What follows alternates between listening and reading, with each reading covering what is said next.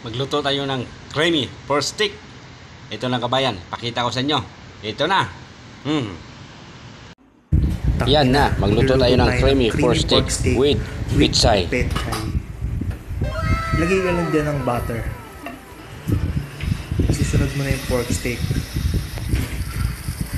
Oh my God! Tapos baliktarin mo lang. Tapos maluluto mo na yan. Tabi mo lang. Tapos gagawa na tayo ng base natin. Gisa ka lang ng bawang. Tapos isunod mo lang yung sibuyas. Lagay mo yung liquid na dun sa pork. Tapos lagay ka ng toyo dyan. Lagay ka ng calamansi juice. Tapos Nestle cream. Yan, haluin mo lang. Tapos isunod mo na yung pork.